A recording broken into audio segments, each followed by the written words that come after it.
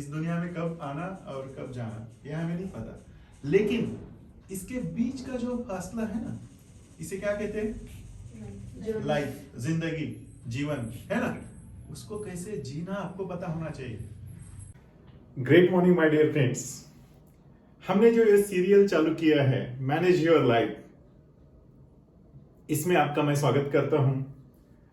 हमारे वीडियोस कुछ लंबे जरूर हो सकते हैं, लेकिन मैं आपसे अनुरोध करता हूं कि आप अपने फैमिली के सभी सदस्यों के साथ बैठ के ये वीडियोस या तो बिग स्क्रीन पर टीवी पर देख सकते हैं, लैपटॉप पर देख सकते हैं, या तो अपने मोबाइल में देख सकते हैं। जब भी आप कभी ट्रैवल कर सकते हैं उस समय भी आप देख सकते हैं और इसका जरूर आप आनंद उठा सकते हैं। अगर इस वीडियो से आपको जरा भी फायदा होता है तो जरूर इस वीडियोस को लाइक करिए, शेयर करिए और चैनल को सब्सक्राइब करना न भूलें। Thank you. आपको चेंज करेंगे तो क्या होगा? नेचुरली आप अपने परिवार को चेंज करेंगे। परिवार को चेंज करेंगे तो क्या होगा? नेचुरली आप सोसाइटी को चेंज करने जाओगे। देखो, क्योंकि अपनी रिस्पॉन्सिबिलिटी अगर हमने लेना सीख लिया, अपनी रिस्पॉन्सिबिलिटी क्या है? अभी पिछले दफा मैं थोड़ा सा रिवीजन करता हूँ। अपनी रिस्पॉन्सिबिलिटी क्या थी पहले? कि अपना सारा देख लो, पर्सनल फिजिकल फिटनेस देख लो, पर्सनल हाइजीन देख लो, है ना? कि दांत साफ करना है, कपड़े प्रेस करके पहनना है, या अपने किताबें या जो भी कुछ अपना सामान है वो सही ढंग से रखना है, दूसरे को उसकी तकलीफ ना पड़े। बच्चे को मेरे हिसाब से पहली क्लास तक 6 साल का उम्र, 7 साल का लगा लो, 7 साल का, 7 साल तक माँ बाप के असिस्टेंस की जरूरत है। उसके बाद उसके किसी असिस्टेंस की जरूरत नहीं है। ठीक है? किसी असिस्टेंट, वो खाना 7 साल के बच्चे को आप खाना खिलाते हो? नहीं खिलाते। 7 साल के बच्चे की आप पॉटी धोते हो? नहीं देते।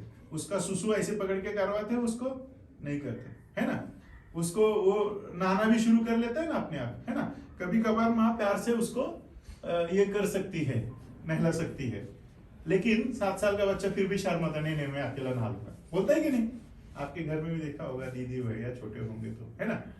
तो नेचुरली 7 साल के बाद he can take care of himself, he और शी, whosoever is there। तो वो अभी आपका एज कितना है? 10 years। तो ये अपने कपड़े प्रेस कर सकता है? यस और नो? अगर सिखाया होगा तो। ये ड्यूटी है माँ बाप की, सिखाना। ट्रेनिंग आ गया ना, ठीक है? प्रेस कर सकते हैं आप? प्रेस आता है करना? यस। आपके कपड़े फोल्ड करना आता है आपको? यस। आपके अपनी किताबें सही ढंग से रखना आता है आपको? यस। आपका स्कूल बैग भरना आता है आपको? यस। आपको बूट पॉलिश आता है करना? यस। ओके, सो देखो वो सारी चीजें आती है कि नहीं? तो ये रिस्पॉन्सिबिलिटी अपनी है। वो माँ बाप जो बच्चों का काम करते हैं वो उल्लू है मेरे हिसाब से, क्योंकि वो ट्रेन नहीं करना चाहते उसको और फिर रिजल्ट की अपेक्षा करते हैं। वो डिपेंडेंट क्यों कर रहे हो भाई?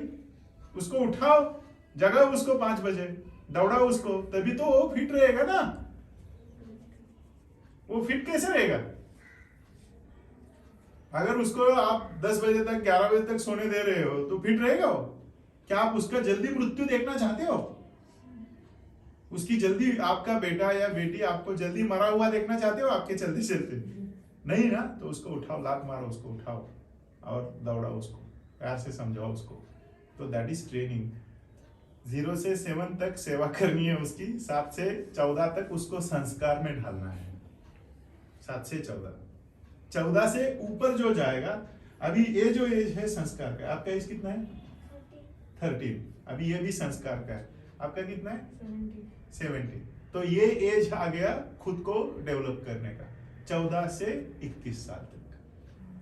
जो भी 14 से 21 और 21 से ऊपर है वो अपनी जिम्मेदारी अपनी है।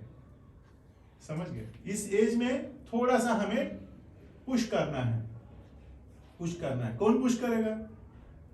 कौन पुश करता है आपको? मॉम एंड डैड, है ना? या पड़ोस का कोई इंसान आके पुश करता है? चलेगा आपको आके पुश करने से? अच्छा लगेगा? यस और नो? बोलिए। आपको कोई पड़ोस से आके बोलता है क्या? नहीं नहीं चलो उठ के खड़े हो जाओ और चलो दौड़ने के लिए? बोलेगा बोलेगा तो भी आप सुने, बोला साले तू कौन है तू बताने वाला मुझे, है ना। 4 गाली दोगे उसको, है क्या नहीं। तो सिंपली हमेशा याद रखिए, कौन पुश करेगा आपको, कब तक 14 तक। 14 के बाद कौन पुश करेगा, खुद पुश करना। 14 से 21 तक, दैट इज लर्निंग एज। संस्कार का एज कितना है, 7 to 14। अब आजकल नीचे फिसल गया है। आप 1 साल का बच्चा भी बड़ा शातिर होता है ना। 2 साल का बच्चा तो और शातिर, 3 साल का तो और घुमा देता है पूरी तरह से, है ना। तो अभी नीचे फिसल गया है, अभी वो क्राइटेरिया नहीं रहा, लेकिन ब्रेन का क्राइटेरिया तो वही है भाई। आपको संस्कार में जाना है 7 से। अब मान लीजिए किसी बच्चे पर संस्कार नहीं हुआ, नहीं हो सकता है ना ऐसा। जैसे मान लो कि मैंने बचपन में फ्रिज नहीं देखा था, तो एक संस्कार है वो फ्रिज देखना, उस चालू कैसे होता है, डिफ्रॉस्ट कैसे होता है, ये एक संस्कार है ना, एक लर्निंग है ना।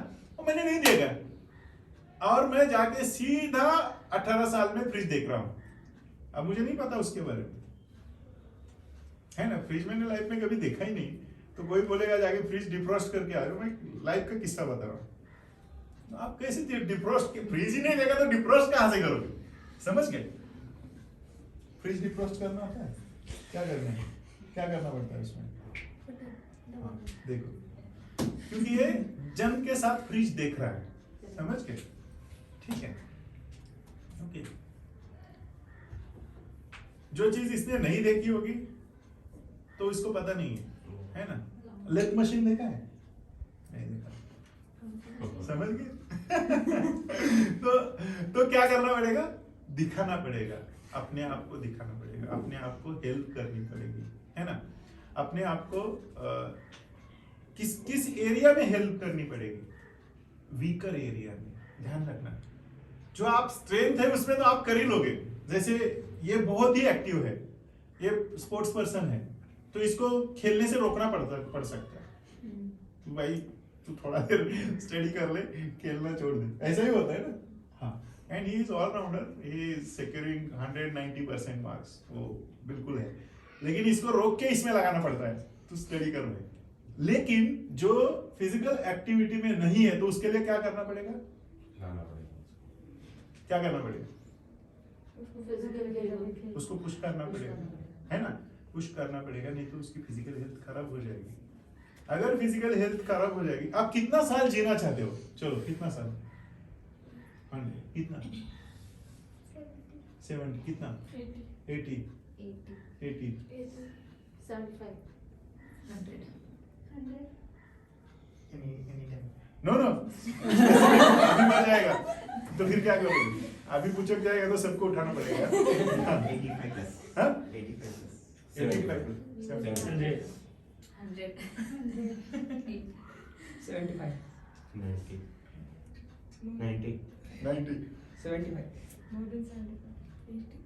क्यों? आप कितना जाते हो? 100 जितना भगवान ने दिया है उतना पूरा अब जिएंगे। मुझे पूछो कितना? कितना देना है आपको? अच्छा 100 प्लस जो भी बोनस में मिलेगा। There is no counting, you know. So why you want to die before prescribed time? I don't want to die. Why? I don't want to die, but नहीं, I have you a you goal. said 70, 80, 75 like that. तो ऊपर के 25-30 साल कहाँ गए? क्या करें? हाँ? क्या करेंगे? Waste हो गए। क्या करेंगे? बाप रे, क्या करेंगे?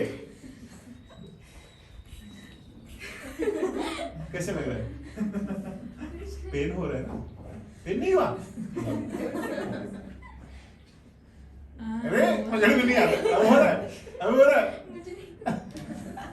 आप बोल रहे हो दुखता है, पेन होता है ना, पिंच करने से होता है ना, पता है ना।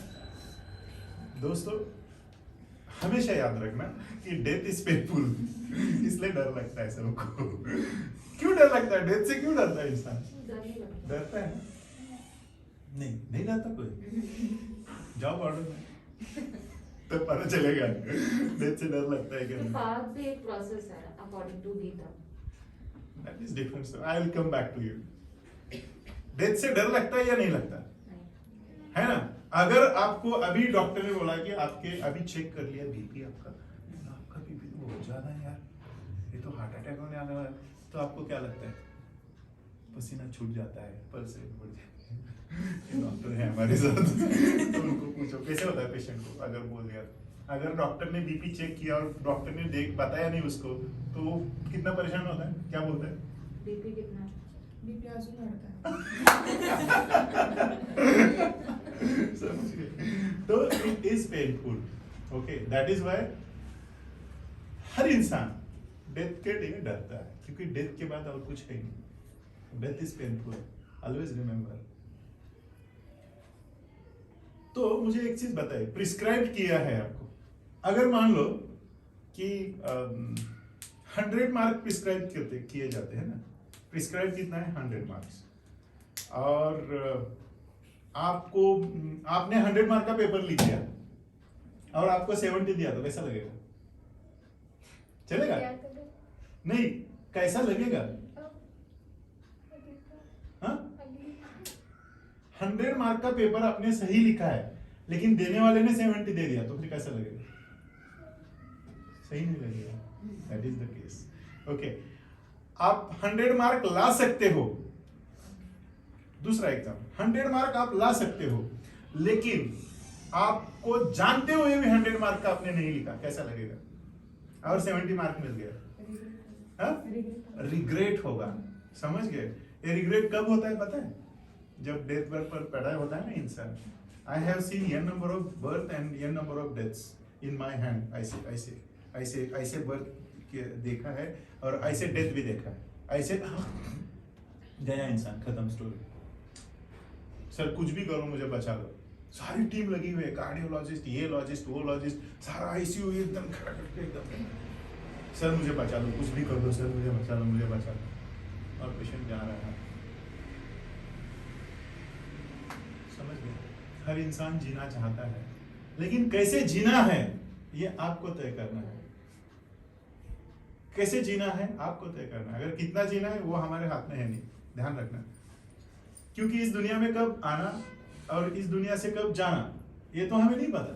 पता है क्या? नहीं पता। हम कब आना है ये भी नहीं पता। आप 7 महीने में भी आ सकते हो, 9 महीने में भी आ सकते हो, 10वें महीने में भी आ सकते हो, पता नहीं। कब जाना है ये भी नहीं पता हमें। कब जाना है क्या पता। अभी आप बैठे बैठे मुझे अगर हार्ट अटैक आ जाता है और मैं यहीं पे कोलैप्स हो जाता हूँ, यहीं पे मर जाता हूँ, बगल में डॉक्टर बैठा है, वो भी कुछ नहीं कर पा रहा है, कोई कुछ नहीं कर पा रहा है, आप भी कुछ नहीं कर पा रहे हो, यार मैं कोलैप्स कर गया, खत्म स्टोरी। किसको पता है कि कब किस मोमेंट में जाना है। जिंदगी में हम आ तो चुके हैं, जाना कंफर्म है क्या नहीं? जाना और आना पता नहीं है। इस दुनिया में कब आना और कब जाना ये हमें नहीं पता, लेकिन इसके बीच का जो फासला है ना, इसे क्या कहते हैं? लाइफ, जिंदगी, जीवन, है ना। उसको कैसे जीना आपको पता होना चाहिए। अगर वो पता नहीं है तो कुछ भी पता नहीं। समझ गए? तो वो जेंटलमैनशिप में जीना है। क्यों जीना है? तो तभी आपको याद रखा जाएगा। याद रखे या ना रखे, आपको एक सेटिस्फैक्शन मिलता है, आपको एक आनंद की अनुभूति मिलती है। That is Joy, not pleasure. Joy और प्लेजर में बहुत फर्क है ना। प्लेजर क्या है? चलिए बोलिए, प्लेजर क्या है? Feeling of excitement. Okay, pleasure क्या है? सॉरी, जोर से बोलिए तो उसको ये भी सुनाई भी देगा उसको। मास्क निकाल दो। हाँ, आराम से। When you get overwhelmed. When you get overwhelmed, okay. Pleasure, oh, yes, और Satisfaction. satisfaction, yes, और कंटेंट। हाँ, content. content, Feeling okay, of content. okay, और हिंदी में, मराठी में प्लेजर क्या है? आत्मिक आनंद. खुशी. खुशी. खुशी, okay. Permanent. No no, that is different. That is joy, that is joy. आप जो बोल रहे हो वो जॉय की बात कर रहे हो, मैं प्लेजर की बात कर रहा हूँ। What is pleasure? समाधान. सुख। सुख बोलते हैं ना, मला सुखात जगायचं है, मुझे सुख चाहिए, आनंद, सुख चाहिए, बिल्कुल प्लेजर चाहिए, है ना। कोई इंसान मिलने से हमें प्लेजर मिलता है, कोई खाने से प्लेजर मिलता है कि नहीं? अगर मान लो अभी आपको अगर जो जिनको मिठाई पसंद है, किसको किसको पसंद है मिठाई? लिमिटेड हाथ खड़ा करो थोड़ा, किसको किसको पसंद है? एक मिनट, एक को नहीं पसंद है और मुझे अच्छा दो। सिर्फ देखो इतने सारे लोग बैठे उसमें कितने लोगों को पसंद नहीं है? 2 लोगों को। Do you know what is the biggest addiction in the world? Sugar. Sugar. दारू नहीं है, तंबाकू नहीं है, ठीक है, दैट इज मोबाइल भी नहीं है, ठीक है, शुगर। ओके, हाँ तो हम कहाँ पर थे? ओके, तो अगर मिठाई खाने के लिए मिल जाए और 2 लोगों को क्या क्या खाना पसंद है?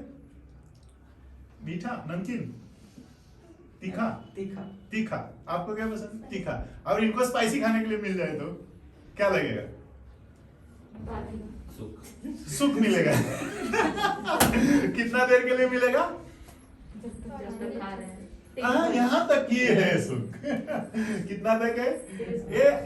ये जो टंग है ना, इसके ऊपर डिवाइड किया ना, आपने बचपन में सीखा होगा कि टेस्ट कहाँ पे होती है, बिटर कहाँ पे होता है, स्वीट कहाँ पे होता है ना, मार्किंग सीखा होगा ना इसके ऊपर आपने। तो उतना तक ही है। अंदर जाने के बाद क्या है? गया अंदर, पता चलता है क्या? इधर गुलाब जामुन जा रहा है, इधर नमकीन जा रहा है, तो कुछ पता चलता, कुछ नहीं पता चलता। So typically that is pleasure, that is pleasure. ठीक है, आपको कोई चीज मिल जाता है, दैट इज प्लेजर। लेकिन आनंद किसे कहते हैं? Joy, happiness, yes, okay. कैसे मिलेगा Joy? Doing something. doing something which you love हाँ, जो आप जिसे or like. जो लाइक करते हो, जो प्यार करते हो, जो पैशन है, जो आपका वो है, वो करने से जो मिलता है। आपका पैशन क्या है पता है? यस, क्या है पैशन? खुद को बदलना अच्छे वे में। ओके, यस, और बोलिए फटाफट, आपका पैशन क्या है? दूसरे जो हाँ? सुख मानने एस्ट्रोनॉमी, यस, ओके। क्यों एस्ट्रोनॉमी? हाँ? थोड़ा सा मास्क डाउन करके बोलिए ना, समझ में नहीं। You love learning about space. Okay. Why you want to learn about space? Because there are so many galaxies, there's Yes. just so much to learn. Yes. Okay. So yes, that is there, and since it is from billions of years. Okay. Why you want to love this? Why you want to do for humanity or whatever? I just think it's interesting. Sorry? I just think it's interesting. Is interesting. Okay. ये कौन बोल रहा है? अंदर से बोल रहा है ना, इंटरेस्ट। समझ में आया? कहाँ से आएगा जो पैशन? अंदर से आएगा ना, अंदर से आएगा, है ना? तो अभी इनको पता नहीं है कि इनका अभी विजन इतना तक ही है, वाइडर नहीं हुआ। जब ये वाइडर हो जाएगा तो फिर जो बड़े बड़े साइंटिस्ट हुए हैं उतना तक चला जाएगा। किसी ने तो सन को ढूंढा होगा, किसी ने तो शून्य ढूंढा होगा, तभी तो हम स्पेस में जा सकते हैं ना। कैलकुलेटिंग चाहिए ना, तभी तो हम कुछ कर सकते हैं, है क्या नहीं? सही है ना? तो अभी इनका वाइड नहीं हुआ विजन, तो मेक योर विजन वाइड, कि आपका पैशन क्या है वो ढूंढो। जब आप पैशन करेंगे तब आपको क्या मिलेगा? जॉय मिलेगा, जॉय, है ना, आनंद मिलेगा। एक एग्जांपल से समझ लेते हैं, मेरा एक फेवरेट एग्जांपल मैं बता देता हूं। मान लीजिए आप अपना पसंदीदा डिश हाथ में लेके कहीं जो फुटपाथ होता है ना, वहाँ पे बहुत बड़े अच्छे अच्छे स्टॉल लगे हैं, कोई ऐसा मेला है या कोई ऐसे एक फेयर है, और उसमें आपके पसंदीदा स्टॉल, जैसे काका हलवाई ने उधर लगा दिया या चितले ने लगा दिया स्टॉल वहाँ पे एक, चलो, हाँ, और आप गए हो और आपका पसंदीदा आप खा रहे हो, अभी कोई गरम गुलाब जामुन खा रहा है, कोई जलेबी खा रहा है, कुछ जो भी कुछ है, ओके, और आप वो खा रहे हो या कोई नमकीन खा रहे हो या कुछ ऐसा, है ना, तो आप खा रहे हो। अब क्या हो गया कि एक बच्चा छोटा सा, एक होगा 4-5 साल का, वो दौड़ के आता है आपके पास और वो आके आपके तरफ देखता है और आपके मन में एक अचानक भाव आता है कि नहीं यार मुझे इसको देना चाहिए, और आप उसको दे देते हो। आपने ऑलरेडी एक डिश खा लिया, अभी दूसरा भी मंगा लिया था डिश, अब वो जैसे ही आया तो वो बच्चा आगे दौड़ के आप उसको, वो बच्चे को दे दिया, डिश दे दिया उसको। अब वो फटाफट खा लिया, उसने खा लिया, ऐसे कर लिया और भाग गया। ठीक है, अब भागते समय उसने देखा, एक ऐसे स्माइल दे दिया और भाग गया। ठीक है, वो देख के जो मिलता है वो क्या है? दूसरे के सुख में खुशी देते। वो जो आपने शुरू में बोला था, क्या बोला था आपने? आत्मिक समाधान। और किसी ने बोला था? आपने बोला था हाँ। दुसऱ्यांचे सुखात आपलं हाँ, समझ गए? परमानंद बोला था ना हाँ? किसी ने, परमानंद। परमानंद, दैट इज परमानंद, दैट इज आनंद, that is joy, extreme joy जिसे बोलते हैं ना, एक्सट्रीम जॉय। अब आता हूं गीता पर, किसने कुछ गीता की बात कही थी। एक्सट्रीम जॉय में आप पहुंचेंगे तब आप मुक्त हो जाएंगे। मुक्त क्या है? मुक्ति क्या है? आपका खत्म हो गया ना सब desires, all desires are over. आसक्ति विरहित, आसक्ति है नहीं। एक्सट्रीम जॉय मतलब आपको जॉय मिल गया, तो वो जॉय मिलना चाहिए। कहां से मिलेगा? पैशन से मिलेगा। पैशन करने के लिए क्या करना पड़ेगा?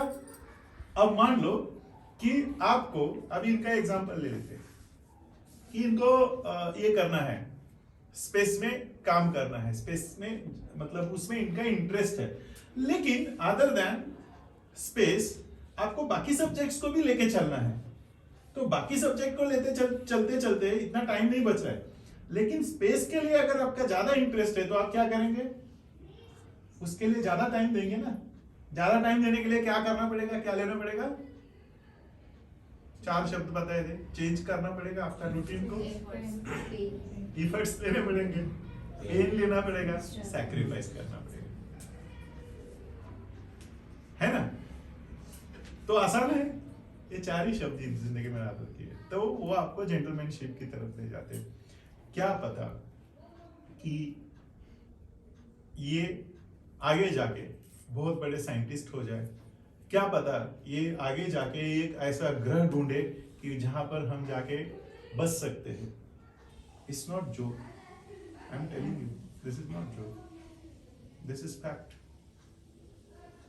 क्या पता ये आगे जाके ऐसा एक एरिया ढूंढेंगे कि वहां पे हम इससे भी बेहतर वो एरिया हो सकता है। Nobody nose, you know, and that is the gift for humanity. कहां से आ रहा है? कहां से आ रहा है? अंदर से आ रहा है ना। लेकिन देखो अर्जुन, आपका पैशन क्या है? चलो सभी ने बताना है, मैं सबको पूछूंगा फटाफट। Singing, gaming. ओके, क्यों करना चाहते हो आप सिंगिंग? क्यों गेमिंग करना चाहते हो? अच्छा लगता है। और डीपर में चले जाना, मैं एक एक एग्जांपल दे रहा हूँ, और डीपर में चले जाना कि उसका एंड प्रोडक्ट क्या है। जैसे मैंने एंड प्रोडक्ट बताया कि that is endless, and product is endless. ध्यान रखना, एंड प्रोडक्ट जो भी है वो एंडलेस है, उसका कोई पता नहीं है। आप डॉक्टर क्यों बने? इंटरेस्ट था। क्यों इंटरेस्ट था? डॉक्टर ही बनने का क्यों इंटरेस्ट था?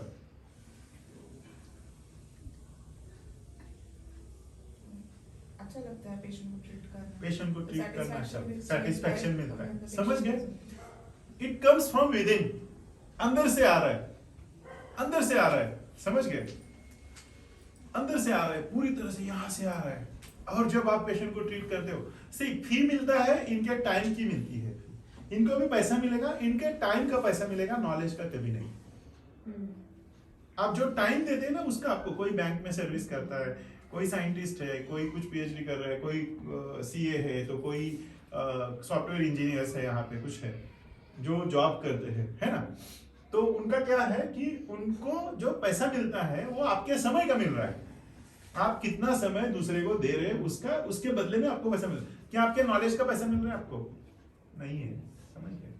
अगर किसी पेशेंट को जब आप ट्रीट करते हो और उसको अब 5 साल के बाद अगर उसको डायबिटीज होने वाला है, आपको उसके एक साइन एंड सिम्टम्स नजर आते हैं और आप उसको रोक देते हो, उसको सही ढंग से उसको काउंसलिंग करते हो, ट्रीटमेंट करते हो और उसके अंदर बदलाव लाते हो, तो उसका डायबिटीज से बच सकता है ना, तो उसका लाइफ स्पैन और बढ़ सकता है क्या नहीं?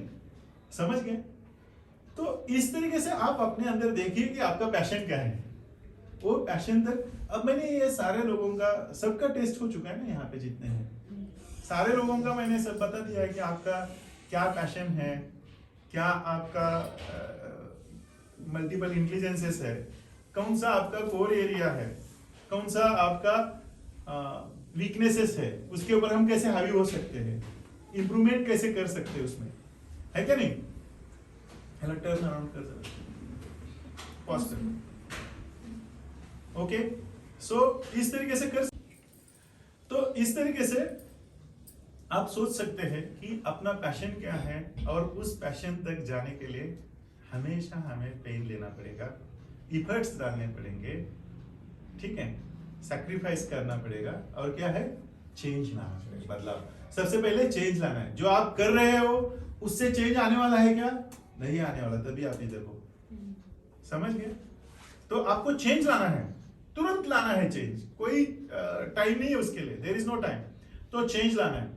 चेंज लाते ही क्या करना है, अपने आप को डिसाइड करिए कि यस मुझे ये करना है, तो करना है, ठीक है, करिए। लेकिन जो स्टूडेंट है, स्टूडेंट के लिए 12th तक, 10th और 12th तक देयर इज नो ऑप्शन, है ना? आपका पैशन भी करना है। मान लो एक बहुत अच्छा सिंगर बनना है, या बहुत अच्छा म्यूजिशियन बनना है, या बहुत अच्छा म्यूजिकल इंजीनियर बनना है, एकॉस्टिक इंजीनियरिंग या कुछ करना है, तो उसके लिए एक बेस चाहिए। एस्ट्रोनॉमर बनना है तो उसके लिए एक बेस चाहिए, 12th तक का बेस चाहिए। आपको क्या बनना है?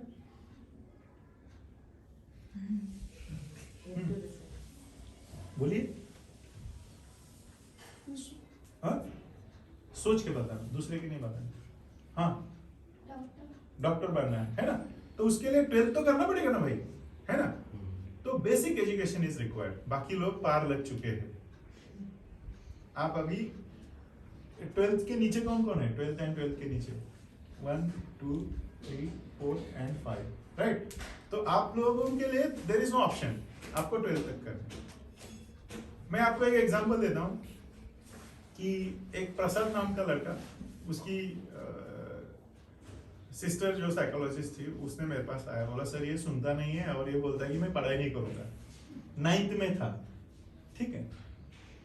तो ही वॉज स्टेज आर्टिस्ट, तो नाटक में काम करता था, मराठी ड्रामा में वगैरह, और उसको लोगों ने बिल्कुल उठा दिया क्योंकि बहुत अच्छा काम करता, समझ गए? तो उसने क्या बोल दिया कि मैं तो बिल्कुल इसी में करियर करूंगा और मैं पढ़ूंगा नहीं, मैं पढ़ाई छोड़ देता हूँ और मेरे नाटक से काम, मुझे टाइम नहीं मिलता है। तो माँ बाप बड़े चिंतित हो गए, बोले अरे कैसे काम करे। उसकी दीदी भी बड़ी एकदम परेशान हो गई। अब मुझे एक चीज बताए, तो मैंने उसको लेके आए, तो मैंने उसको बोला ठीक है तुम्हें नाटक में जाना है, एक एक्टर बनना है, स्टेज आर्टिस्ट बनना है, that is very good thing, और आपके अंदर है इसलिए आप बनना चाहते हो।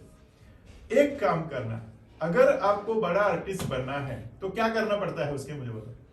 नहीं, फिर उसके लिए नेशनल स्कूल ऑफ ड्रामा में एडमिशन लेना पड़ेगा, या NIFT है ना, national institute of film and television का, कहाँ पे है ये? लॉ कॉलेज रोड पे पास में है ना?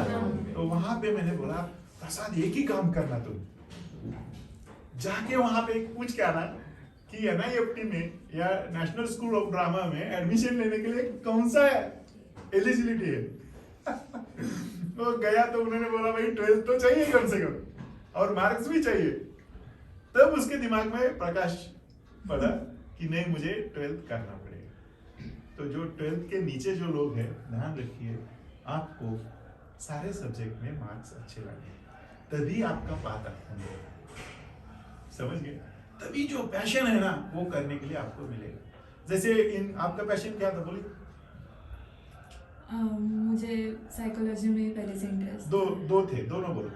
एक तो होटल मैनेजमेंट था, basically cooking and all, cooking and all, yes. और ये साइकोलॉजी एक साइकोलॉजी का था। तो आपका पैशन हमने सबसे शुरू में ही हमने ढूंढा था 10th में ढूंढा, राइट? 10th में ढूंढा भाई तुम्हारा ये पैशन ये है, 1 नंबर पे ये आ रहा है, 2 नंबर पे ये आ रहा है, और इस तरीके से किया था हमने। यस। तो क्या हुआ फिर 11th में साइकोलॉजी में एडमिशन लिया। अच्छा, मुझे एक चीज बताओ, 10th का क्या सीन था अदर सब्जेक्ट्स का? बोलो बोलो जल्दी बोलो। मैथ्स और साइंस पसंद नहीं था हाँ। और सबसे लोएस्ट मार्क्स थे लाइक 9, 10 आउट ऑफ 40। अच्छा ओके यस पास भी नहीं थी हाँ, तो कैसे और- ऐसे करके 10th पास किया। कैसे वैसे करके, लेकिन मैंने इनको वही समझाया कि you have to pass the 10th, otherwise how you will go for your passion. समझ गए? तो 10th के बाद क्या किया फिर हमने? 10th के बाद 10th तो बहुत अच्छे से किया फिर 10th जब ये समझाने के हाँ, बाद जब कैसे हुआ? समझाया तब 10th मतलब पूरा फोकस करके 10th किया मैंने एंड देन 11th में थोड़ी सी हवा घुस गई दिमाग में तो 11 वो कौन सी 12 खुशी वो भी बताओ। Mobile, internet, friends and television. Okay okay, तो क्या हुआ फिर उससे? फिर 12th में वापस खड्डे में चली गई। तो 12th 11th में फिर इन्होंने मोबाइल डिसमेंटल किया था 1 साल के लिए। मतलब मैं यहाँ से वाडिया कॉलेज जाती थी और उस वक्त मेरे पास कोई गाड़ी वाड़ी नहीं थी, सो यहाँ से कॉर्पोरेशन और कॉर्पोरेशन से फिर वाडिया, मतलब 2 बसेस चेंज करके सबके पास मोबाइल होता था, मैं विदाउट फोन वगैरह चली जाती थी। कॉलेज में जाने के बाद फ्रेंड से फोन लेके घर पे कॉल करके बताती थी दैट आई रीच्ड। तो ये थी, मतलब ये हालत थी। एंड देन 12th Who में decided it? I my self decided कि बस हो गया, अभी मतलब ज़्यादा हो रहा है, सो इसको साइड में हटाना ज़रूरी है और फोकस करना इज इम्पोर्टेंट। ओके, तो क्या हुआ फिर? 12th में अच्छे मार्क्स आए? 12th में मार्क्स आए, अच्छा कॉलेज मिला आपको? फिर वापस से अच्छा कॉलेज मिला मुझे। वाडिया तो गवर्नमेंट कॉलेज है, उधर मैंने कोई डोनेशन वगैरह भर के फी नहीं किया था विदाउट 11th डोनेशन में। 10th के बाद ही एडमिशन मिला एंड 12th के बाद भी एडमिशन मिला। एंड आगे ग्रेजुएशन का क्या हुआ? ग्रेजुएशन और पोस्ट ग्रेजुएशन में मुझे जब समझ में आया कि हाँ यही है, यही सही पाथ पे चल रही हूँ, तो मैं टॉप 5 के नीचे कभी नहीं आई। फिर अभी का सीजीपीए बता दो। अभी का 8.75 मास्टर्स का। तो समझ गए, अगर आपको अपने पैशन तक पहुंचना है तो बेसिक आपको करना ही पड़ेगा। अगर इनको मैथ्स और साइंस पसंद नहीं था तब भी करना ही पड़ेगा, क्योंकि नहीं तो क्या हो जाएंगे? हाँ। ये फेल हो जाएंगे, है ना? 10th में तो था मैथ्स और साइंस, लेकिन बाद में पता चला साइकोलॉजी में भी स्टैटिस्टिक्स और बायोलॉजी कंपलसरी है, तो वो घूम के वापस आ गया। आपका कोई पीछा नहीं छोड़ने वाला। तो बिल्कुल आनंद के साथ करिए, जॉय के साथ करिए, प्रेम के साथ करिए, यहाँ मुझे करना है करके करिए। और अपने जब आप प्रोफेशन में जाएंगे तो आपको pleasure. Are you happy with your profession? Yes, okay. Are you happy with your profession? She is also doctor. Mathematics में हैप्पी है ना? She is CA. Okay, happy है ना? She is physiotherapist. Yes, I am. Yes, she is lawyer, LLM. Okay, बहुत अच्छी lawyer है, अभी corporate lawyer है। So समझ गए कहने का मतलब? आप बताइए थोड़ा अपना अनुभव, कैसे कैसे पढ़ते गए, शेयर करिए तो इन लोगों को थोड़ा मोटिवेशन मिलेगा। 10वीं तक मैं गांव में पढ़ा हूँ, इंदापुर ब्लॉक में। 10वीं तक तो फैमिली का थोड़ा सा वीक था, कोई खेत नहीं कुछ नहीं, थोड़ा सा ऐसा सब मिले के काम करके पढ़ते थे। 10वीं में थोड़ा सा 42 मार्क्स मिले थे मुझे। बाद में 11 और 12 के लिए बारामती में टीसी कॉलेज को ज्वाइन किया था। उसमें भी थोड़ा आना जाना टाइम बहुत ज़्यादा था, तो वहाँ भी इतना कुछ ग्रोथ नहीं हुआ। मुझे इकोनॉमिक्स में उस टाइम कम मार्क्स मिले थे, 50 मार्क्स मिले थे, तो मैंने डिसाइड करके उसमें ही करियर करेंगे क्योंकि उसमें कम मार्क्स मिला है। बाद में FY SY TY वही कॉलेज में किया, तो वहाँ कॉलेज में मैं टॉप आया था इकोनॉमिक्स लेके ही। बाद में वही यूनिवर्सिटी में आया, पुणे यूनिवर्सिटी में, वहाँ MA किया, वहाँ फर्स्ट क्लास मिल गया। बाद में मैंने नेट का किया, बाद में गोखले इंस्टीट्यूट को ज्वाइन किया 2010 में रिसर्च में। उसके बाद PhD भी किया इकोनॉमिक्स में, वही पुणे यूनिवर्सिटी डिपार्टमेंट में ही किया है।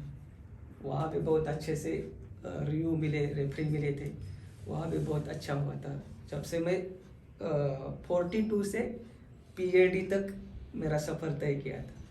अभी तो देखते हैं, अभी तो अच्छा ही चल रहा है और अच्छा करने के लिए मैं कोशिश PhD किया, PhD doctor of philosophy in economics from Pune university.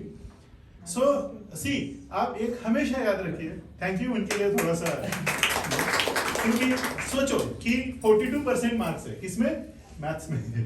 And the same person is doing doctorate in that particular field. समझ गए आप, है ना? तो आप कुछ भी कर सकते हैं यार, ऐसा कुछ है नहीं दुनिया में, बस आपके अंदर से आना चाहिए। एंड मुझे पता है कि वन फाइन डे आप एक ऐसे शिखर तक पहुंचेंगे कि जिसमें आपका इकोनॉमी का योगदान रहेगा देश के लिए। ये मेरे शब्द है, क्योंकि आप उसी के लिए बने हो। देखिए वो पैशन है आपका, वो पैशन ही यहां तक लेके आता है आपको, ध्यान रखना। ऐसे नहीं आते आप यहाँ पर, वो पैशन आपका यहाँ तक लेके आता है। आपके लाइफ में जितने भी जो ऑब्स्टेकल्स है, वो ऑब्स्टेकल्स हटाने के लिए आप यहाँ पे आए हो, नॉट फॉर ट्रीटमेंट। ध्यान रखना, ये कोई ट्रीटमेंट नहीं है। You are just finding your path, you are just cleaning your path. तो उसमें जो भी जरूरत है तो मैं आपको हेल्प कर रहा हूँ, नथिंग मोर देन दैट। क्योंकि आपका जो सोल है, जिसे हम आत्मा कहते हैं, रूह कहते हैं, एनर्जी कहते हैं, है ना, वो ऑटोमेटिक रास्ता बनाता है। ठीक है, ऑटोमेटिक बना देता है, तभी आप यहाँ पर है। और ऐसा रास्ता बना देता है कि आपका फिर वो चाहे विमान हो या गाड़ी हो या ट्रेन हो, वो एकदम बिल्कुल सुसाट स्पीड से चलती है ना, एकदम बिल्कुल इतने तेज स्पीड से निकलती है कि आप भी नहीं समझ सकते कि अरे इतना स्पीड आया कहां से। ठीक है, लास्ट में मैं अपनी स्टोरी शेयर करूंगा आप लोगों के साथ, तो आपको समझ में आएगा कि यस कैसे होता है। मैं तो एक किसान फैमिली से बिलोंग करता हूँ, और जब मैं छोटा था 5 साल की उम्र तक, तब बहुत कुछ सब ऑल वेल था, एकदम बहुत अच्छा था, बहुत अच्छा खुशहाल सब जिंदगी चल रही थी, अच्छे कपड़े चप्पल वगैरह सब कुछ, है ना। तो उसी समय स्कूल में डाल दिया था, लेकिन बीच में एक ऐसा प्रॉब्लम आ गया किसी रिलेटिव की वजह से। तो वो प्रॉब्लम आने की वजह से हमें हमारा सारा रिवर्स हो गया, एक ही दिन में पूरा रिवर्स हो गया। उस समय पिताजी का एक्सीडेंट हो गया, पिताजी के ऊपर बैल ये हो गया, गिर गया, उसको चक्कर आई बैल को, और पिताजी पे उनका हाथ टूट गया। वो 3 महीना इधर थे। माँ एकदम अचानक बीमार पड़ गई, वो अभी मरेगी तभी मरेगी ऐसी हालत हो गई उसकी, डेथ बेड पर। उसी समय इतना बारिश हो गया कि पूरा खेती का नुकसान हो गया। एक इंजन था बहुत बड़ा, कूपर का इंजन, उसमें अंदर पानी घुस गया, वो भी बंद हो गया। तो ऐसा सारा एकदम जीरो में आ गया पूरा। ओके, तो वहां से आगे ऊपर उठने के लिए काफी जद्दोजहद करनी पड़ी। ये मैं जब 5 साल की स्टोरी बता रहा हूँ, और मुझे अपनी जिंदगी का 2 साल से सारा जितनी भी घटनाएं हुई है बड़ी बड़ी, वो सारी याद है मुझे। मेरे उम्र के 2 साल से मैं पूरे याद है। मेरा डेट ऑफ बर्थ है 1970, 1971, 72 का जो अकाल पड़ा था ना, है ना, सूखा पड़ा था ना, वो भी मुझे याद है। उस समय भी मुझे याद है लोग क्या करते थे, क्या खाते थे, उसका टेस्ट अभी भी मुझे याद है। सुकड़ी आती थी उस समय, मिलू करके उससे गेहूं की बनाई जाती थी, वो सारा चीज याद है मुझे, हर चीज नोटिस है इधर ब्रेन में। तो 5 साल के बाद हमें उठने के लिए काफी साल लगे। तो पैसे नहीं थे, खेती है लेकिन खेती से कुछ निकल नहीं रहा है। और उस समय जब मैं 7 साल का हो गया, 7 साल का, इनसे भी 3 साल छोटा, 7 साल का हो गया, तब मैंने हेल्प करना शुरू कर दी। खेत में भी काम करना है, मजदूरी भी करना है। ठीक है, मैंने अपने जो किताबें हैं ना, अपने पैसे से खरीदी है। किताबें जो मिलती थी हमें, 3री-4थी बार यूज की हुई किताबें मिलती थी। मतलब एक बार आपने यूज किया तो 3/4 कीमत में बेचते थे बच्चे पहले, फिर उसके बाद आधी कीमत में, फिर 1/4 में। 1/4 वाली किताबों पर पढ़ा हूँ मैं। पैर में चप्पल नहीं, कुछ नहीं, एक खाकी पैंट और एक शर्ट और एक गांधी टोपी, इसमें ही चलता था काम। वही धोना है, वही पहनना है, पीछे पैचेस लगे रहते थे, है ना। वो चप्पल का तो नामो निशान नहीं था। उसके बाद मैंने अपने जैसे जैसे मैं बड़ा होता गया, वैसे वैसे और काम करना शुरू कर दिया। मजदूरी करना है, खेत में जाना है, और ट्रॉली मिट्टी पत्थर भरना है उसमें, संडे सैटरडे। ऑयल मिल था एक हमारे बगल में, एक गांव है, उसमें एक ऑयल मिल था। उसमें रात भर वो बोरी भर भर के उसमें मूंगफली डालना है, ऊपर से ऐसे नीचे से ले जाना है, ऊपर से डालना है, एट द एज ऑफ 13-14। ठीक है, आपकी एज में। तो उस समय पढ़ना भी है, स्कूल में भी जाना है, और रात में काम भी करना है। और खेत में भी काम करना है, सारा ट्रिपल ड्रामा चलता था, स्पोर्ट भी करना है, सब कुछ करना है, सब कुछ करना है, कुछ छोड़ना नहीं है। एंड ऐसे करते करते करते करते फिर मैंने आगे बढ़ता चला गया। फेलियर आता है दोस्तों, हमेशा आता है, उसके लिए पीछे मुड़ के देखना नहीं है। 9th तक मैं बिल्कुल टॉप लिस्ट में रहता था, सेकंड फर्स्ट सेकंड थर्ड ऐसे रहते थे। उस समय का जो ये था परसेंटेज, मतलब हाईएस्ट परसेंट हो गया 72-75, बहुत हो गया। आजकल आपको जैसे 100% मिलता है, हमारे समय नहीं था।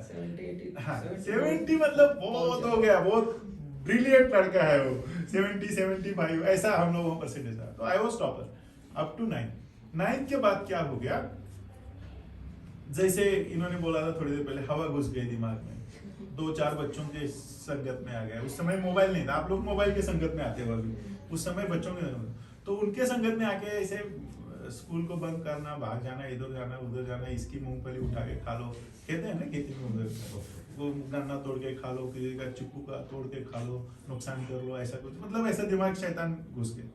एंड उसकी वजह से मुझे बहुत कम मार्क मिले। कितने मिले? 49.85% मार्क्स 10th में। अब क्या हुआ कि रिजल्ट आ गया, तो एक इंसान हमारे उधर के बैठे थे आम के पेड़ के नीचे कुएं के बगल में, और मैं जा रहा था ऐसे रस्सी और वो हंसिया लेके हाथ में, ऐसे खेत में जा रहा था घास काटने के लिए, गाय भैंस बहुत थे। तो उन्होंने बोला इधर आ। तो उन्होंने बुलाया मुझे, बुलाने के बाद पूछा कि अरे तेरे को कितने % मार्क्स मिले।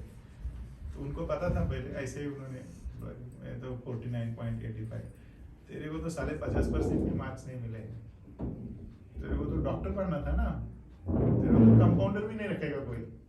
इट वॉज माई काउंसिलिंग, ऐसा उल्टा रिवर्स काउंसिलिंग था वो, ठीक है।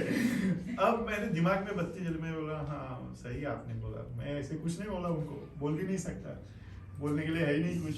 मैंने अपना वो रस्सी उठाया और चला गया उधर आगे। मैं सोचते गया, और उस समय जिंदगी में ठान लिया कि नहीं, मेरा दिमाग अगर पहले चलता तो अभी भी चलता है, और इसको मैं चला के रहूंगा।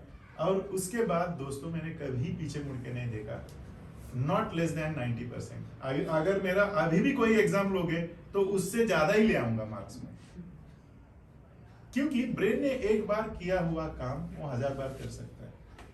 आपने लाइफ में, अर्जुन मुझे एक चीज बताया, आपने लाइफ में हाईएस्ट मार्क कितने सिक्योर किए? चाहे फर्स्ट में होने दो, चाहे कभी भी होने दो, हाईएस्ट मार्क? Full marks. हाँ, फुल मार्क्स 100%। तो एक चीज ध्यान रखना है, मैं किसी को पूछता हूं तो एक रिप्रेजेंटेटिव है, आप सभी की बात कर रहा हूं मैं, किसी एक को नहीं पूछ। तो आपके ब्रेन ने अगर फुल मार्क्स लाए हैं तो आप कभी भी फुल मार्क्स ला सकते हो। आपके ब्रेन ने अगर कभी काम किया है तो आप वो पूरी तरह से कर सकते हो, और ये मैंने खुद अनुभव किया है। एंड इवन आर्मी का जो एग्जाम होने दो उसमें भी टॉपर था मैं, वहां के जितने भी एग्जाम्स होने दो उसमें भी टॉपर था, ठीक है, साइकेट्री में भी टॉपर था। तो कहीं पर कुछ नहीं है। मैं आपको बताऊं कि ऐसा कुछ हो नहीं सकता कि आप जो एक बार ठान लेते हो वो कर नहीं सकते। बस आपको एक बार ठान लेने की जरूरत है। एक बार आपने ठान लिया कि ये मुझे करना है, तो आपको जिंदगी में कोई नहीं रोक सकता। रोकता है सिर्फ आपको एक इंसान, वो है खुद आप, और कोई नहीं रोकता। तो जैसे इन्होंने बोला कि मोबाइल को डिसमेंटल करके 1 साल के रख दिया। अगर आपका मोबाइल आपको रोकता है, डिसमेंटल करो, रख दो से बगल में, शुरू हो जाओ, खत्म स्टोरी। कुछ नहीं होने वाला। लाइफ में आप जो चाहे मोबाइल ले सकते हो। आप देख रहे हो कुछ नहीं है, ये वर्ल्ड का जो सबसे टॉप है वो मेरे पास है, ऐसा कुछ नहीं। और इसकी कोई अहमियत नहीं है, आई एम टेलिंग यू। इसका कोई वो नहीं होता है, सिग्निफिकेंस नहीं है, इंपॉर्टेंस नहीं है, कुछ लगता है सिर्फ, कुछ नहीं है। आपको तय करना है कि आपको किस तरह से जेंटलमैनशिप में जाना है। तो जेंटलमैनशिप के लिए क्या क्या हमने मुद्दे उठाए थे, जो 15 OLQs का एक कॉपी मैं आपको दे देता हूं, और ऐसे भी गूगल में डाल दोगे 15 OLQs तो मिल जाएगा, ठीक है। 15 ऑफिसर्स लाइक क्वालिटीज, ओके। उसको आप इनकलकेट कैसे कर सकते हो, उसको फ्लरिश कैसे कर सकते हो, उसको एनलाइटन कैसे कर सकते हो, वो देखिए। मैंने अंदर से तो कर दिया है, देखिए आपको हैबिट में लाना है। बॉडी को हैबिट पड़ी है ना, मन को थोड़ी हैबिट होती है। बॉडी को पड़ी है, वो उसको हटाना है। मन का तो हटा दिया हमने, ठीक है, तो बॉडी ये हटाना है। अब वो जो हमने बोला था जेंटलमैन, जेंटलमैन किसे कहते हैं, तो मान्यवर। मान्यवर बनने के लिए क्या करना पड़ेगा, क्या क्या करना पड़ेगा? डिसिप्लिन। डिसिप्लिन सबसे पहले। चलो कंक्लूड करते हैं and thereafter we will go for the process. Discipline, discipline का डेफिनेशन क्या है, किसी को जानते हो? Dictionary definition, it can be maintain by training and punishment. ठीक है, सबसे पहले खुद को ट्रेन करो वो करने के लिए, डिसिप्लिन में लाने के लिए। अगर नहीं मानता है माइंड तो पनिश करो उसे। पनिश कैसे करोगे? पनिश ऐसा करना है कि जो पनिशमेंट लगे यहां पर, ठीक है, पनिशमेंट यहां पे लगना चाहिए है ना, दिमाग में लगना चाहिए। तो पनिशमेंट वो देना है अपने आप को, ऐसे फिजिकल पनिशमेंट नहीं है ना, मेंटल पनिशमेंट देना है कि फिजिकल पनिशमेंट का जमाना है। हाँ? खुद को पनिश करना है, खुद को पनिश करना है। अगर मोबाइल छोड़ने से नहीं मान रहा है ना दिमाग, तो ऐसा पनिशमेंट देना है दिमाग की 5 दिन तक मैं मोबाइल को टच नहीं करूंगी। खुद को ही पनिशमेंट, पेरेंट्स पेरेंट पनिशमेंट देंगे, उससे कोई होने वाला नहीं है। I am telling you, parent अगर मान लो आपको कोई दूसरा आके पनिशमेंट दे, अच्छा लगता है क्या? नेगेटिव में जाएगा। नेगेटिव लेंगे, नेगेटिव बोला ये साले हरामखोर है ये तो एकदम आउटडेटेड है, और इनको तो देख लूंगी मैं बड़ा होने के बाद, या देख लूंगा इनको सालों को, ऐसे गालियां आते हैं मुंह में। I am sorry. So typically ऐसा लगता है दिमाग में, और बोलते हैं बच्चे मेरे पास आके, आई एम टेलिंग यू कि ऐसे ऐसे ये बहुत नालायक है मेरे पेरेंट, ऐसे बोलते हैं। अरे वो नालायक नहीं है, नालायक हम हैं,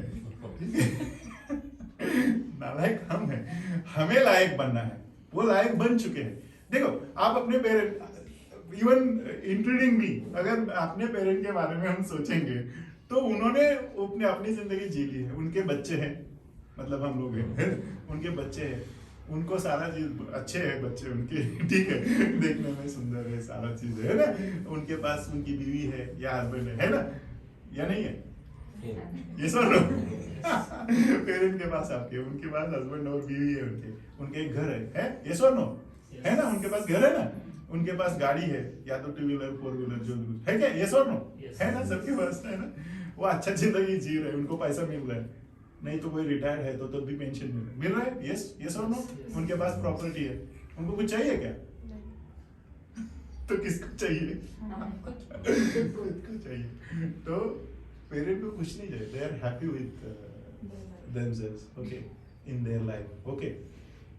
सो वो आपको हैप्पी देखना चाहते हैं, इसलिए आपके पीछे पड़े रहते हैं। वो हरामखोर नहीं है, हरामखोर कौन है? हम है खुद, ठीक है, ठीक है, हम हरामखोरी कर रहे हैं, तो उसके लिए पनिश करना है, समझ गए? आसान है, कोई बहुत बड़ी बात नहीं है, एज कोई क्राइटेरिया नहीं है। अगर मैं भी कोई हरामखोरी करता हूं तो मुझे खुद को पनिश करना पड़ेगा। आई एम टेलिंग यू, क्योंकि मैं ये शब्द बार बार इस्तेमाल कर रहा हूं, हरामखोरी, इसका मतलब ही वही है कि मैं खुद को कष्ट दे रहा हूं, समझ गए? हम दूसरे को नहीं दे रहे, खुद को कष्ट दे। If I'm killing my own time, it means you are killing yourself. I'm not killing others, you know. Yes or no?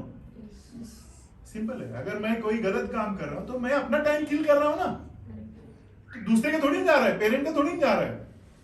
तो फिर मुझे बताइए कि कौन कर रहा है? गड़बड़ी कौन कर रहा है? हम कर रहे हैं। तो उसको आप शांति से देखिए, शांति से मनन कीजिए, चिंतन कीजिए, आत्मचिंतन कीजिए। कैसे करना है? आंख बंद करके बैठिए और सोचिए कि मैंने आज तक क्या किया है, मैंने क्या क्या अच्छा किया और क्या बुरा किया। आप एक पेपर पेन ले लीजिए, उसके बाद आंखें खोलिए, पेपर पेन लीजिए, 2 हिस्से बना लीजिए, ऐसा एक नोटबुक खोल दीजिए। इस पेज पर आपने अच्छा क्या किया लिख दीजिए और इस पेज पर बुरा क्या किया लिख दीजिए। तो जो बुरा किया है ना, उसको अच्छे में कैसे ट्रांसफर करेंगे वो देख लीजिए। आसान है। करेगा कौन? हम नहीं करना है, पेरेंट थोड़ी ना करेंगे। पेरेंट पुश करेंगे और कुछ नहीं करेंगे। कब तक पुश करेंगे? आपका एजुकेशन जब तक नहीं होता तब तक। उसके बाद तो उनकी रिस्पॉन्सिबिलिटी है नहीं। आपका एजुकेशन, फिर वही परसों वाला डायलॉग, सवारी अपने सामान की खुद जिम्मेदार है। मान लो आप ट्रेन से या जर्नी करते हो या एरोप्लेन से या कहीं से भी बस से, आपका बैग की जिम्मेदारी कोई और लेता है? नहीं लेता। आजकल तो कोई भी नहीं लेता, हो सकता है बॉम्ब हो ज्यादा उसमें, है ना, तो कोई भी नहीं बोला नहीं भाई तेरा अपना तो संभाल, है ना। पहले तो ऐसा था कि थोड़ा बहुत कर लेते थे, लेकिन सवारी अपने सामान पर खुद जिम्मेदार है। आप ही जिम्मेदार है अपने प्रोग्रेस के लिए और अपने जो भी कुछ दुखद घटनाएं घट रही है उसके लिए। मेरे अंकल हमेशा हम बच्चों को बोलते रहते, you yourself are responsible for your life and for your success. Yes, आपके सक्सेस के लिए आप खुद जिम्मेदार हैं, आपके लाइफ के लिए आप खुद जिम्मेदार हैं। पेरेंट तब तक हेल्प करेंगे जब तक हम बड़े होने के लिए सक्षम है, मतलब कब तक? एजुकेशन देना उनका एक कर्तव्य है, वो दे दिया। जिनको मिल गया उन्होंने अपना कर्तव्य करना है, जिनको अभी ले रहे उन्होंने लेते हुए आगे बढ़ना है। सेंस ऑफ रिस्पॉन्सिबिलिटी, हमारी जो रिस्पॉन्सिबिलिटी है खुद स्वीकार करनी है, अपनी रिस्पॉन्सिबिलिटी। मैं हमेशा कहता हूं मैं कभी आपको बदलने के चक्कर में नहीं रहता हूं। आपने देखा होगा मैं आपको बहुत प्यार से ये करता हूं, समझाता हूं। कभी कभार पेरेंट हमारे थोड़ा गुस्से से समझाते हैं क्योंकि वो पैनिक हो जाते हैं, उनको तरीका नहीं पता है, उन्होंने साइकोलॉजी नहीं सीखी है। उन्होंने साइकोलॉजी नहीं किसी ने सीखा होगा तो वो सही तरीके से बता सकता है, क्योंकि हमें पता है कि आपके माइंड को किस तरीके से ले जाना। मुझे ये भी पता है कि आप जिंदगी में सफल होंगे ही होंगे, नो डाउट। अब बोलो कैसे होता है सफल? आप अपने भैया का एग्जांपल बोलो, ये डाउन करके बोलो। वो मतलब 10th तक बिल्कुल मतलब पढ़ाई कुछ नहीं किया उसने। फिर उसके बाद वो पंजाब गया, वहाँ उसने इंजीनियरिंग वो भी उसको नहीं जम रहा, उसे छोड़ दिया, वो भी छोड़ दिया। और उसके बाद उसने डिसाइड किया कि मुझे अभी करने का है कैसे, तो वो अभी फॉरेन, फिर पापा ने फॉरेन में एक दिया, आयरलैंड में एडमिशन लिया। फिर उधर जाके वो अभी खुद कमा रहा है और सीख रहा भी है। अभी क्या कर रहे हो? वो डाटा एनालिटिक्स, कंप्यूटर साइंस में ये कर रहे हैं, समझ गए? उसको मैथ्स बिल्कुल नहीं, मतलब वो जब वो 10th में मेरे पास आया था, ठीक है, 10th में, कि पेरेंट ने हाथ खड़े कर दिए, बोले ये तो कब कैसे सुधरेगा और क्या होगा। एक एज होता है, आई एम टेलिंग यू, आपको मेरी चीजें याद आएगी, अभी भी याद करते हैं ना वो।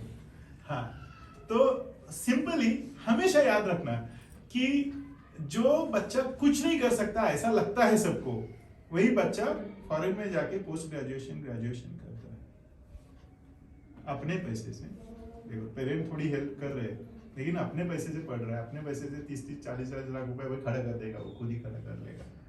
तो आपके अंदर है यार एबिलिटी, कौन किसने बोला नहीं है, लेकिन ये एज है थोड़ा सा शेक होने का, तो उसमें शेक नहीं होना है, समझ गए? शेक हो सकता है, लेकिन आप ट्रेनिंग दे दो माइंड को। ट्रेनिंग देने का मैंने तरीका बताया है, मेडिटेशन से ट्रेनिंग दे सकते हैं, विजुअलाइजेशन से ट्रेनिंग दे सकते हैं। पिछले इसमें हमने बताया था सेशन में, है ना, कि आपको लाइफ को कैसे मैनेज करना है, तो इस तरीके से आप मैनेज करेंगे। तो आज के जो 4 शब्द थे वो क्या था? चेंज, सबसे पहले चेंज लाना है। नंबर 2 पेन, है ना, पेन लेना पड़ेगा, थोड़ा सा कष्ट लेना पड़ेगा कुछ करने के, चेंज लाने के लिए। आपको अगर पेट कम करना है तो कष्ट लेना पड़ेगा, तो दौड़ना पड़ेगा, थोड़ा सा एक्सरसाइज करना पड़ेगा, जीभ पर कंट्रोल लाना पड़ेगा, न्यूट्रिशनल फूड खाना पड़ेगा, है ना, एफर्ट्स। अगर आपको मोबाइल की हैबिट से बाहर निकलना है तो क्या करना पड़ेगा? एफर्ट्स देने पड़ेगा। आप स्क्रीन टाइम धीरे धीरे कम करते जाइए। अगर नहीं हो रहा है तो पूरा मोबाइल डिसमेंटल करके डाल दो बॉक्स में और रखो उसको साइड में, पनिश करो खुद को ही, है ना। और चौथा क्या है? सैक्रिफाइस। जब तक दोस्तों आप सैक्रिफाइस नहीं करेंगे तब तक आप जेंटलमैन नहीं बन सकते। क्या सैक्रिफाइस करना है? स्टूडेंट लाइफ में बहुत कुछ सैक्रिफाइस करने के लिए नहीं बोल रहे हम, सिर्फ बुरी चीजों को सैक्रिफाइस कर दीजिए, दैट्स इट। बड़े लाइफ में क्या है कि तंबाकू है या और कुछ हैबिट्स है या और कुछ है, इन सारी चीजों को सैक्रिफाइस कर दीजिए। एंड देयर आफ्टर आप देखिए कि आपके अंदर क्या बदलाव आ रहे हैं। आपके अंदर ऐसे बदलाव आएंगे यार मैं ही था गए, ठीक है। तो जो स्टोरी मैंने बताई आपको, उस समय हम लोगों को एक ट्रॉली भरने का 35 रुपए मिलता था, और कितने लोग थे? 7 लोग मिलके ट्रॉली भरते थे। मेरे हिस्से में कितना आएगा? 5 रुपए, है ना? कितना आएगा? 5 रुपए। उस समय की बात कर रहा हूँ, बहुत पुरानी बात है, 80s की बात है, 70, 89, 79, 80s की बात है। 5 रुपए मिलते थे। 5 रुपए में वैसे भी उस समय भी इतना बहुत कुछ नहीं आता था प्रैक्टिकल। दिन भर काम करने के बाद, हाँ, दिन भर काम करने के बाद कितने रुपए मिलते थे? 5 रुपए, है ना? कष्ट का काम। आज की डेट में आप सोच सकते हो मेरे 1 मिनट की वैल्यू क्या है। और नाउ आई एम 51। अगर मैं कहूं कि 100वें साल में मेरे 1 मिनट की वैल्यू क्या होगी, मैं भी नहीं जानता। समझ गए? वैसे ही आप अपने आप को कैलकुलेट कर सकते हैं। मैंने खुद को किया है कैलकुलेट, तो आप भी कर सकते हैं कि अगर आपको आज हो सकता है कि फाइनेंशियल क्राइसिस थोड़ा सा हो सकता है, स्टूडेंट को हो सकता है कि कैसे स्टडी करे, क्या करे। मैं तो अपील करता हूं आप सभी को, जितने भी स्टूडेंट हैं यहाँ पे और जो भी सुन रहे हैं, उनको भी अपील करता हूं कि आप अपने बलबूते पर खड़े रहिए। कैसे खड़े रह सकते हैं? आप स्टडी भी करिए, कुछ पार्ट टाइम जॉब करिए, किसी बुक शॉप में काम करिए, किसी मॉल में काम करिए, किसी डीमार्ट में काम करिए, पार्ट टाइम। कितना घंटे के लिए? 5 to 6 आवर्स करते हैं ना बच्चे। आप तो लंदन में रहे हो, करते हैं ना, वहां पे सभी करते हैं, है ना? तो यहाँ पे क्यों नहीं कर सकते? आप कर सकते हैं, आप कर सकते हैं, आप कर सकते हैं, आप कर सकते हैं। पार्ट टाइम जॉब करिए, कुछ तो जॉब करिए, कुछ तो करिए। मैं कभी खाली नहीं बैठा, कभी खाली नहीं बैठा, और बैठूंगा भी नहीं। और हमेशा सोचिए कि अपने घर के सभी लोग और कैसे काम कर सकते हैं, अच्छा कैसे कर सकते हैं, एक दूसरे के साथ कैसे रह सकते हैं, एंजॉय कैसे कर सकते हैं, सेलिब्रेट कैसे कर सकते हैं।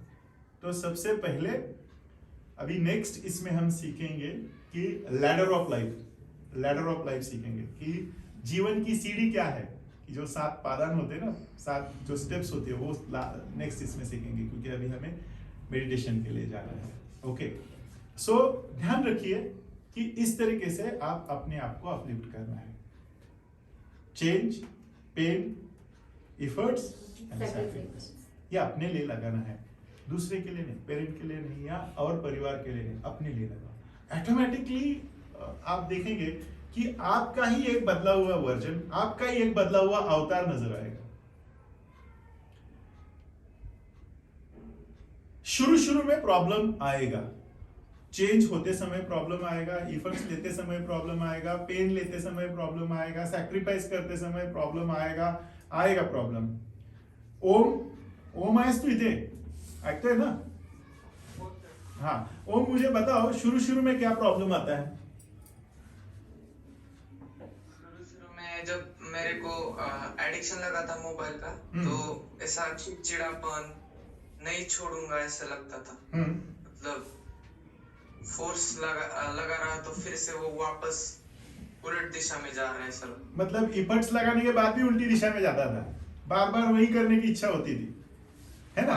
हाँ, फिर कैसे हुआ, आगे कैसे हुआ, आप बताइए, आपके अंदर चेंज कैसे आया? फिर मैंने, मतलब मेरे को अंदर से आया, हाँ, क्योंकि आपने हिप्नोथेरेपी किया और यही सेशन यहाँ पे आके आपने किया, और उसके बाद आपका एक तीसरे चौथे सेशन में, आई थिंक चौथे सेशन में आपके अंदर मतलब आप जग गए अंदर से, है ना? हाँ। और फिर क्या हुआ बताइए आगे? मतलब नहीं है इस मोबाइल का वगैरह। अभी आपका कैसे चल रहा है? बहुत बढ़िया चल रहा है। सो ये थे ओम। आप कौन सी क्लास में हैं अभी? मैं 12th में। थैंक यू ओम। सो देखा आपने, शुरू में लगता है ऐसे, शुरू में प्रॉब्लम आ सकती है, समझ गए, लेकिन बाद में आपके अंदर खुद बदलाव आएगा। बदलाव कौन लाएगा? खुद ही लाएगा। And I am happy to share with you, ये मुझे आई एम टीटोटलर, मैं तो, और मुझे कोई व्यसन नाम की चीज तो है ही नहीं है। तो व्यसन है एक, वो है रनिंग का। अच्छा वाला लगाओ कोई चीज, है ना? एंड मैंने लास्ट संडे में मेरा बर्थडे हुआ था ना, लास्ट टू लास्ट, उस दिन मैंने चाय छोड़ दिया। आज तक मैंने चाय नहीं लिया। अभी मुझे चाय की जरूरत नहीं है, बिल्कुल ही नहीं है। समझ गए? कोई भी अभी कितना हैबिट पुराना था, 32 इयर्स का, कितने साल पुराना, 32 साल पुराना। क्या उसके लिए कोई दवाई की जरूरत है? बिल्कुल नहीं। यस, आप ठान लो, बाकी किसी ने ठान नहीं। बाकी सभी लोग चाय मत पी लो, ये मत करो, वो मत करो, वो मत करो, यार कितना मीठी चाय पीते हो, क्या करते हो, ये करते हो, वो करते हो। समझ गए? चाय से मुझे एसिडिटी का प्रॉब्लम हो रहा था तो मैंने छोड़ दिया, एक झटके में छोड़ दिया।